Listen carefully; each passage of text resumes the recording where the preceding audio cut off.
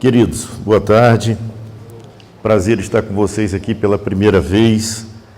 E a razão de eu estar aqui foi um convite, foi feito pelo Bebeto, pelo Leandro. Na verdade, o Leandro deveria estar aqui. Possivelmente alguma coisa o impediu de chegar a tempo, mas nós viemos com a incumbência de apresentar para vocês esse trabalho que a Missão Aleph tem desenvolvido em Natal. A Aleph é uma missão que tem uma pegada um pouco diferente da maioria das instituições aqui representadas. Nosso trabalho é voltado para revitalização de igrejas, instrumentalizar pastores, trazer ferramentas para que esses pastores possam desenvolver o trabalho dentro de uma visão da missão integral. E dentro dessa iniciativa, nós temos trabalhado já há algum tempo, a Aleph, que começou como associação dos líderes evangélicos de Felipe Camarão. Felipe Camarão é um bairro de Natal e um bairro com um índice de violência bastante elevado. Na atualidade, Felipe Camarão é o segundo bairro mais violento de Natal e um dos que apresenta a maior concentração de igrejas dentro da cidade. E a grande pergunta que se fez foi: por que tanto sal junto não consegue salgar? Essa foi a pergunta. E a Aleph vem ao longo do tempo trabalhando alguns instrumentos, entre eles o Congresso, que é talvez o grande evento que nós promovemos anualmente. Desde o ano passado nós estamos com algumas publicações não só coletivas, como foi o livro do Congresso, que o Paulo falou aqui, mas também publicações individuais. O segundo livro que eu publiquei com o selo Aleph. Pastor Valtenci, que faz parte da nossa equipe, publicou com o selo Aleph. Leandro ainda está devendo o livro dele, mas já está sendo escrito, e assim a gente vai trabalhando a visão e expandindo. Bem, rede de pastores. O de baixo. O que são redes de pastores e líderes, na verdade? É um movimento informal entre lideranças cristãs de múltiplas vertentes teológicas e eclesiológicas. Nós temos na rede de pastores, eu, por exemplo, eu faço parte da Assembleia de Deus Paz e Vida, mas nós temos pastores batistas, presbiterianos, metodistas, pastores inclusive de igrejas neopentecostais, muita gente se agrupando às redes. Hoje nós temos em funcionamento dentro de Natal uma rede em Felipe Camarão e temos uma rede na zona norte de Natal que congrega pastores, como eu disse, de várias correntes teológicas, de várias denominações. E a finalidade fundamental dessas redes, primeiro, é estimular a unidade entre essas lideranças. Nós percebemos que as igrejas elas trabalhavam de forma isolada. Cada igreja trabalhando dentro, vamos dizer assim, do seu quadrado. E isso trazia dificuldades, porque em alguns locais, algumas igrejas tinham um aporte financeiro e uma membresia maior, isso facilitava que eles desenvolvessem algumas atividades, e outras menores já enfrentavam dificuldades. Os trabalhos eram bem presos. Também produzir transformação comunitária, justiça e paz social. As igrejas trabalhando isoladas não conseguiam, às vezes até era como time de futebol. Tinha torcida organizada e tudo, ninguém se misturava, não vou para lá, e parece que o céu era loteado. E o propósito nosso era promover um movimento que pudesse agrupar essas visões.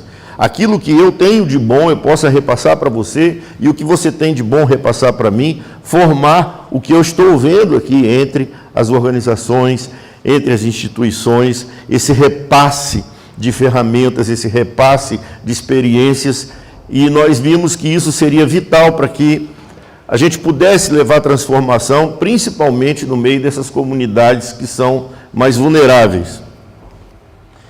E desenvolver ações conjuntas e compartilhadas. Ações que pudessem ter a participação de 2, 3, 4 igrejas.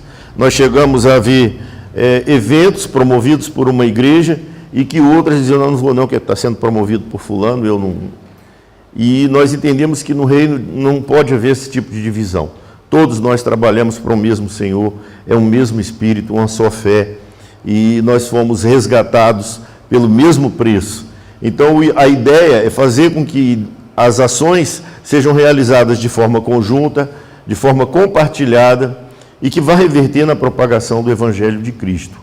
Um exemplo dessas ações foi uma mobilização que foi feita quando nós chegamos a um certo nível. Natal hoje é uma das cidades mais violentas, se não a capital mais violenta do Brasil, mas uma das 10 cidades mais violentas do mundo. Nós atualmente chegamos a mais de 2.000 homicídios somente no ano de 2017, e os dados desses homicídios são bem similares ao que ocorre no Brasil. A maioria são jovens negros entre 18 e 25 anos, moradores de comunidades em estado de vulnerabilidade alta. Muitos deles são mortos por dívida com o tráfico de drogas ou para queima de arquivo, são coisas dessa natureza. E nós fizemos um congraçamento, nós reunimos diversas denominações, fomos para a praia de Ponta Negra, onde plantamos lá 1000 cruzes na beira da praia, e ali tivemos a oportunidade da televisão estar presente e veicularmos um movimento pela paz dentro de Natal. E isso só foi possível porque as igrejas se uniram em torno desse movimento. Graças a Deus, alguns políticos que estavam querendo se aproveitar da ocasião, políticos que se dizem evangélicos, né, chegaram por lá, mas não tiveram vez, não tiveram voto, não tiveram oportunidade de se manifestar, porque não era ocasião para que alguém ganhasse quórum político em decorrência dessa ação. A ação foi feita pelas igrejas, pelo povo de Deus que se reuniu e pelas lideranças que começaram a acordar, que é responsabilidade da igreja essa transformação. Por que plantar as redes de pastores e líderes? Primeiro, para promover unidade, desenvolvendo iniciativas sustentáveis. Trazer essas igrejas uma para pertinho da outra e poder promover um trabalho melhor. Construir um espaço de desenvolvimento de projetos, ações, programas conjuntos direcionados à transformação social pela prática da missão integral. Uma igreja sozinho, dificilmente ela vai conseguir desenvolver certas iniciativas. Mas quando ela se junta a outra e a outra e a outra, essas igrejas em conjunto começam a juntar as suas tecnologias, o seu know-how, as suas experiências e ganham força junto à comunidade para que dentro da comunidade elas possam arrebanhar os recursos necessários e trabalhar com as pessoas sem que haja essa distinção. E estabelecer uma face pública relevante que expresse de forma contundente os princípios do Evangelho de Jesus. Muitas vezes uma igreja precisa de uma iniciativa do poder público e o pastor passa horas e horas, se ele não tiver uma amizade, alguém que possa facilitar isso, ele é tratado como uma pessoa qualquer que chega lá e não recebe a devida atenção dos órgãos públicos. A ideia da rede é formar um movimento que tenha uma face pública relevante, que as autoridades comecem a ouvir com mais atenção, que eles possam entender que não são quaisquer pessoas que estão ali, mas são pessoas que estão trabalhando em benefício das comunidades e que é o povo de Deus que está ali não para exigir coisas para uma pessoa ou para uma instituição, mas pessoas que estão lutando para um benefício que é para todos, um benefício comum.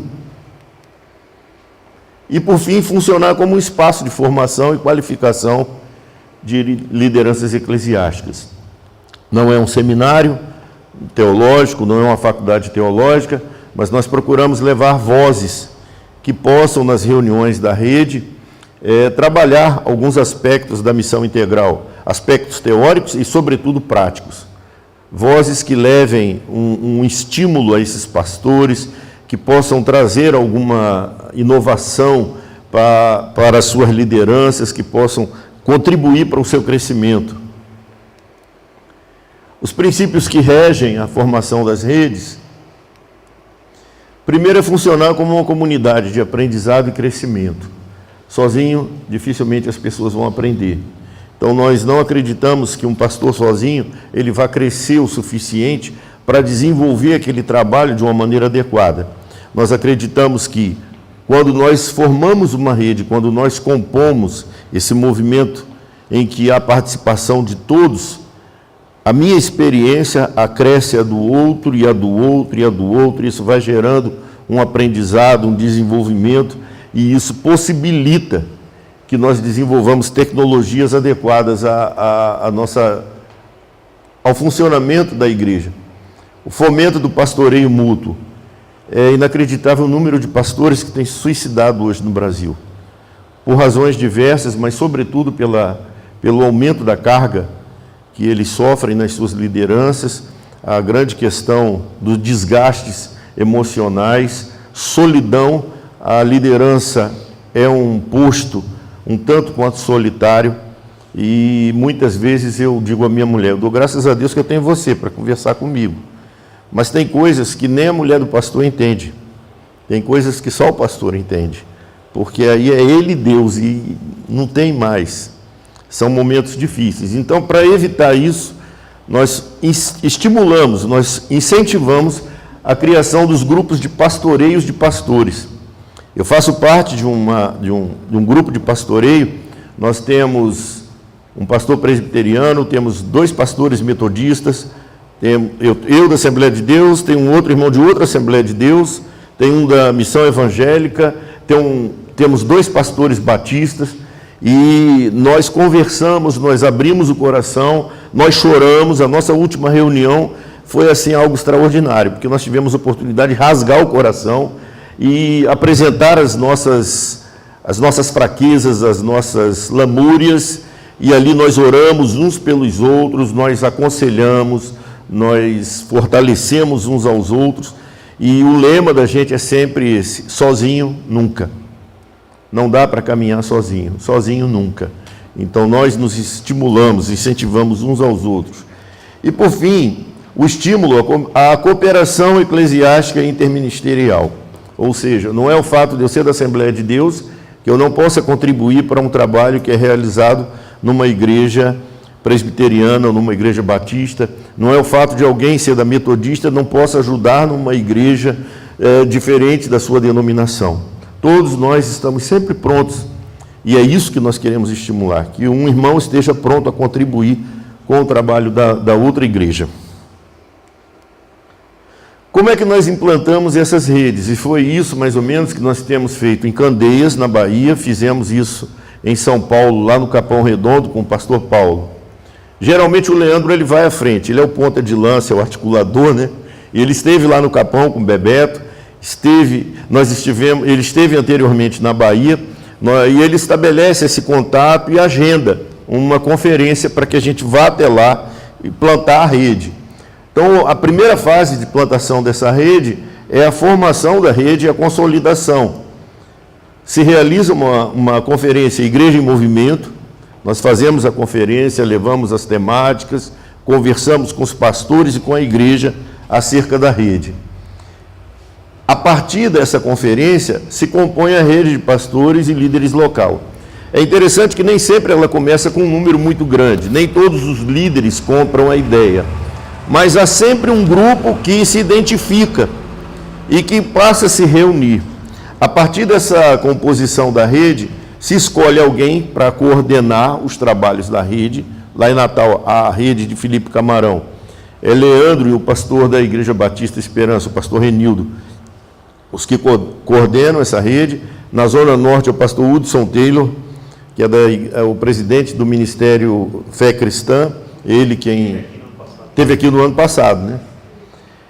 E uma pessoa para secretariar, para providenciar alguma correspondência, auxiliar o coordenador da rede. Por fim, começam a se formar os núcleos de pastores e líderes e grupos de pastoreio de pastores. Essa fase de núcleo nós ainda não conseguimos efetivamente implantar. Por que os núcleos? Por exemplo, a rede da Zona Norte, ela encampa bairros que ficam distantes entre si, cerca de 11, 12, 13 quilômetros. Bom, uma cidade como São Paulo, isso é uma distância mínima. Mas alguém que mora no Parque dos Coqueiros vai encontrar 4, 5, até 6 igrejas diversas. Esses pastores que estão mais próximos, eles formariam um núcleo de pastores que poderiam discutir as questões locais, debater trabalhos para aquela localidade. Os outros que estão, por exemplo, na Ridinha, nós temos um conjunto de igrejas na Ridinha, que fica em outro polo da Zona Norte. Eles podem se reunir em núcleos, e esses núcleos se reúnem numa grande rede. A segunda fase é a multiplicação das redes. Assim que a rede é consolidada, a Aleph se dispõe a dar o treinamento dos facilitadores, que são as pessoas que estão na rede, líderes que estão lá e que vão ser levados para multiplicar isso. Então, nós temos um currículo base para esses multiplicadores. O que é missão integral, transformação de comunidades, o processo Umoja, implantação de redes de liderança, formação e metodologia de grupos de apoio e pastoreio de pastores, comunicação em mídias sociais e noções de advocacy. Basicamente, isso aí é o que vai estimular a rede dentro dos seus trabalhos. E depois, esses facilitadores, após serem treinados, eles vão partir para a formação de novas redes. Porque, à medida que essas redes forem crescendo, nós não vamos ter condição, a Aleph não vai ter uma condição de dar conta de todas elas. Então, a gente forma os facilitadores para que eles possam ir formando redes em novos locais, em novos estados, que não só lá no Rio Grande do Norte. Como funcionam? Bem, eu vou passar bem rapidamente. Existem critérios para o funcionamento da rede. Esses encontros, eles são periódicos. Alguns fazem quinzenalmente, outras redes fazem bimestralmente. Eles não fazem todos os meses. E são em dias geralmente diferentes da maioria das igrejas. Algumas igrejas têm culto na terça, outros têm na quarta. Geralmente esses encontros se dão na segunda-feira. As palestras e debates são voltados para algumas temáticas específicas, não é qualquer assunto. São ligados à missão integral, liderança missional, eclesiologia e interesses, assuntos que estão ligados a interesses da comunidade. Se a comunidade tem interesse em resgate, transformação, cuidado, assistência a famílias, a crianças, adolescentes, isso pode ser discutido na rede. Os pastores se reúnem e o que nós podemos fazer em torno dessa temática. E a participação é aberta a todos os pastores e líderes, não são só pastores. Existe um líder que trabalha com crianças numa igreja. Ele pode participar da rede, independente do seu pastor participar ou não. É tipo uma pastoral. Também. Pastores e pastoras. Eu digo pastores assim, pastores e pastoras. Tem, por exemplo, diácono da minha igreja que um dia desse chegou para mim, pastor, vai ter uma reunião da rede. Eu posso ir? Eu disse, não, você deve ir. Não é obrigado, porque você... mas eu sou diácono aqui da igreja. Não, meu filho, eu não vou estar lá, mas você vai estar. E é bom que você me repasse o que foi discutido na rede. E ele vai. Tem irmãs que chegam para mim e dizem, pastor, eu posso ir para a rede? Eu digo, pode ir. E ela vai participar da rede, vai se informar do que está sendo discutido. Os encontros e palestras da rede, elas servem como plataforma para desenvolvimento de projetos, desenvolvimento comunitário, iniciativas de cooperação eclesiástica.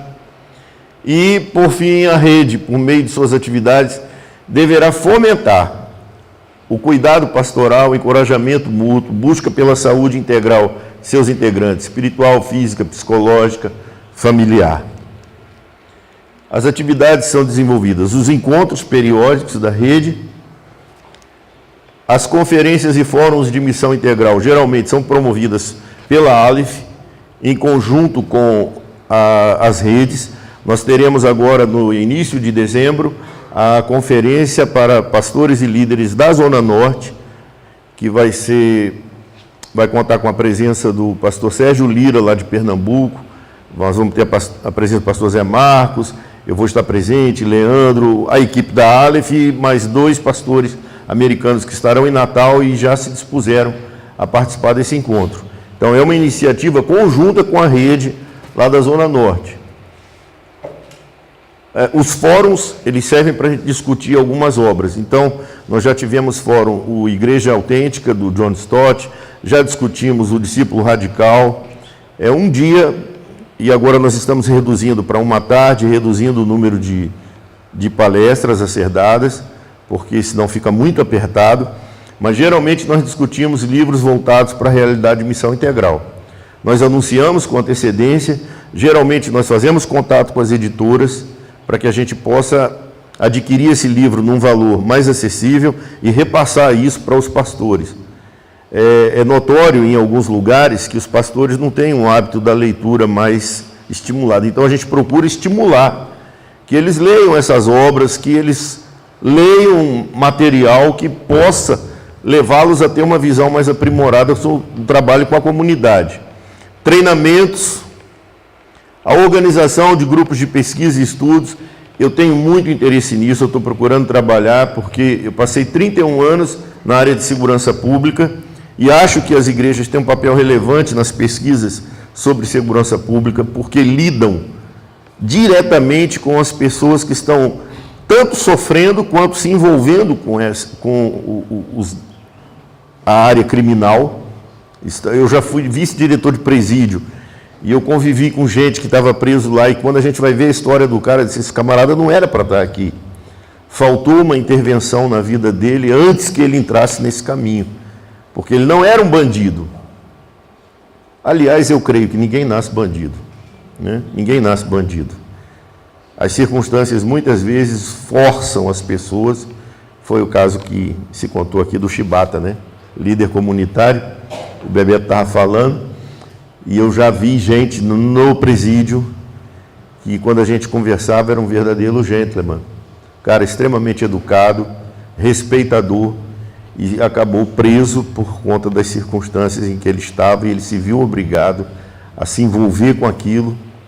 E é terrível, gente, a gente ter que conduzir a vida disciplinar de um presídio, sendo cristão e lidando com essa realidade, e as pessoas cobrando da gente uma postura muito mais de policial do que de cristão. E eu digo, não posso negar o que eu creio. Não dá para dissociar. O fato de eu ser polícia é um apêndice na minha vida. Eu sou cristão. O fato de ser policial é apenas um detalhe. Então não tem como.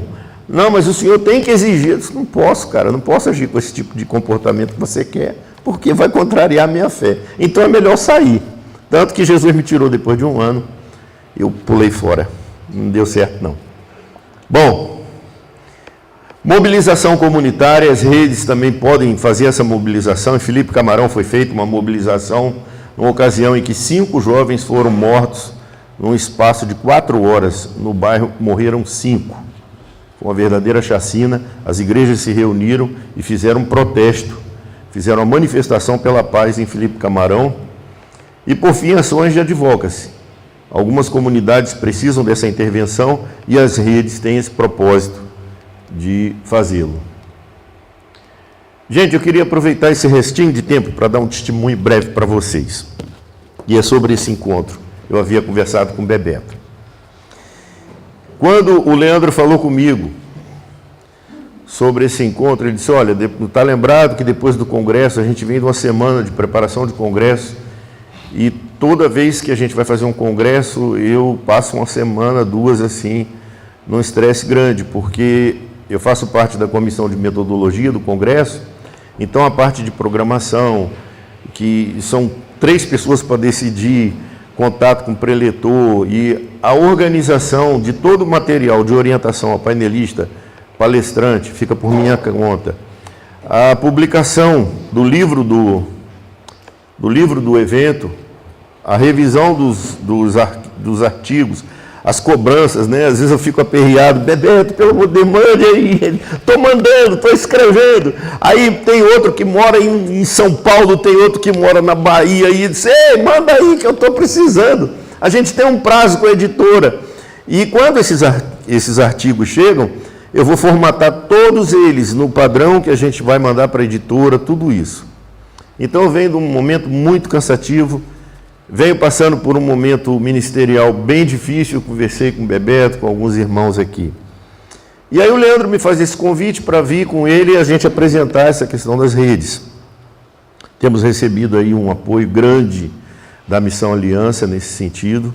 Temos alcançado muitos líderes em Natal, fora de Natal. Me alegrou muito as notícias que o pastor Paulo deu sobre o Capão e como a rede lá está caminhando bem.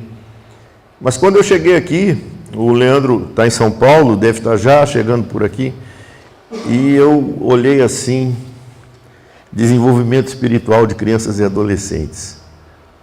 A primeira coisa que veio à minha mente, caí de paraquedas.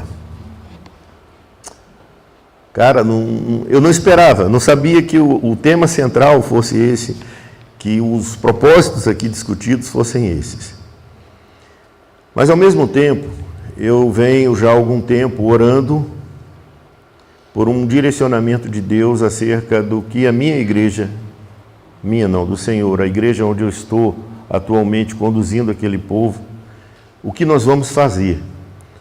Tem uma comunidade vulnerável por trás da igreja que eu trabalho, com alto índice de drogadição, muitas crianças vivenciando situação de desestrutura familiar, adolescentes, mas eu não queria tomar nenhuma iniciativa sem ter um direcionamento de Deus, porque podia ser que o trabalho fosse outro. Vinha orando, vinha buscando, e infelizmente a igreja onde eu estou atualmente, ela é bastante elitista.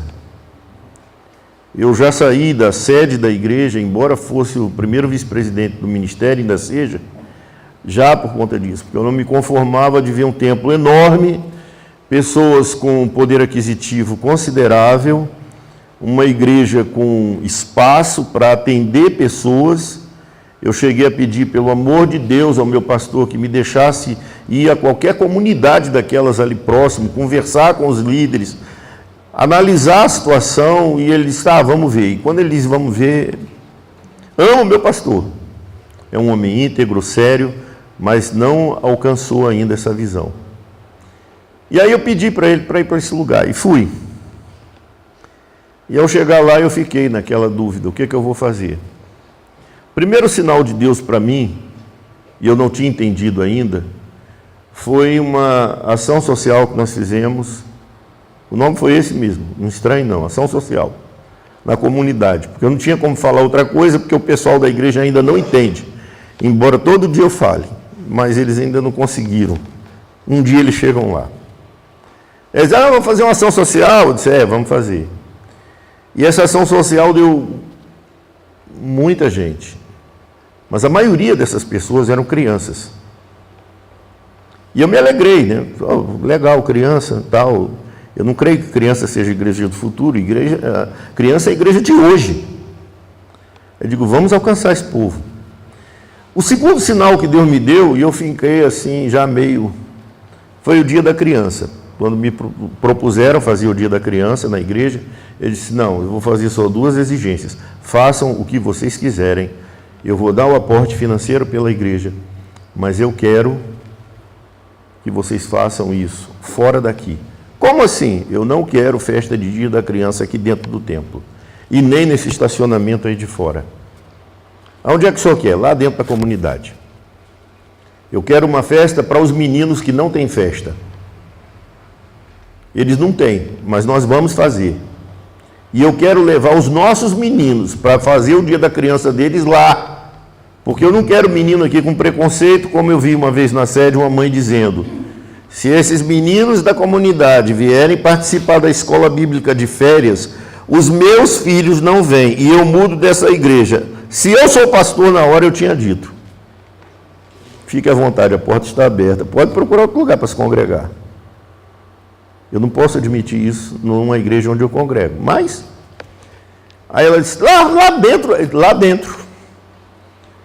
E aí, pastor, eu digo, contrate carro de som, anuncie, saia de casa em casa, faça convite e entregue para tudo que é menino. Mas, pastor, é muito menino. Eu disse, eu quero muito menino mesmo. Não quero pouco, não. E fizemos, irmãos. Tivemos lá com umas 200 crianças nesse dia. Pula-pula para os maiores, pula-pula para os pequenos. marionete, um bocado de coisa. E os meninos felizes da vida, e eu fiquei impressionado com a educação daquelas crianças. Geralmente o menino chega, vai meter na mão e tal. Ele chegava assim: tia, eu posso pegar mais um? Pode, meu filho, pegue. E eu fiquei olhando, e fiquei olhando o adolescentezinho assim, no meio do pula-pula também. Eu disse: o cara está maior do que eu e está pulando ali dentro. Mas eu entendi que é porque eles nunca tiveram aquilo. E aí eu cheguei, comecei a orar, e eu digo: Jesus, será que tu está querendo que eu brinque com esses meninos, que eu faça um trabalho com crianças? Será que é essa a direção? Quando eu cheguei aqui, irmãos, a primeira ideia foi cair de paraquedas. Mas depois que eu comecei a ouvir o testemunho de vocês, o que cada instituição aqui representada tem feito, o sacrifício de vocês, a forma como vocês têm amado essas crianças nas mais diversas comunidades, a história do Paulo com a Bolsa Verde, os diversos relatos, a história da psicomotricidade relacional da Cleusa. Eu já falei para minha filha, eu tenho uma filha que está concluindo pedagogia esse ano, já disse a ele: olha, eu estou levando os dados de uma pós para você lá aqui no Paraná. Então eu comecei a ouvir os relatos. O que foi dito pelo Coiote ontem à noite, eu vou te chamar de Coiote, não tem jeito. O testemunho que ele deu aqui, eu pirei, gente. Eu fui dormir com a cabeça assim, ó.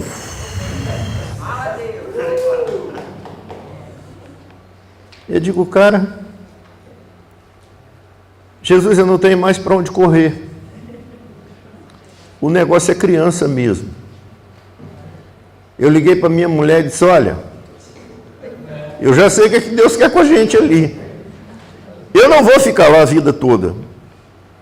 Eu sei, porque Deus já me falou que vai me carregar. A minha praia sempre foi formação, sempre foi trabalhar liderança, discipulado, mas agora Deus está me chamando para esse tipo de coisa. E quando ela deu testemunho,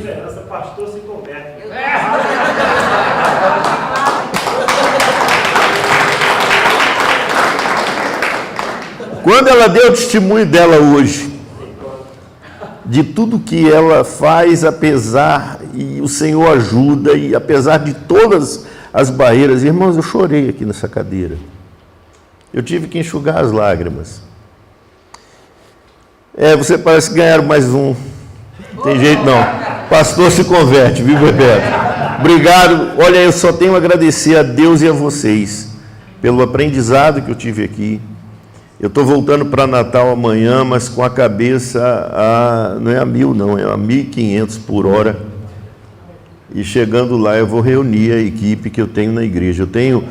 Eu tenho a alegria de congregar num lugar onde eu tenho, entre formados e em formação, 11 pedagogos. 11. Pois é, Jesus já preparou tudo. E aí o meu trabalho agora vai ser pegar esse pessoal, botar dentro de uma caixinha e chacoalhar. E dizer: olha, nós vamos fazer. Nós vamos fazer. E eu vou propor ao Leandro para a gente promover lá em Natal uma capacitação para pessoas das comunidades que queiram trabalhar com crianças. Acho que esse é um trabalho que a Aleph tem a obrigação de fazer. Levar pessoas para capacitar gente. E aí eu vou contar com o teu apoio, viu, Bebeto? Para a gente montar essa capacitação lá e preparar a gente para alcançar essas crianças e esses adolescentes.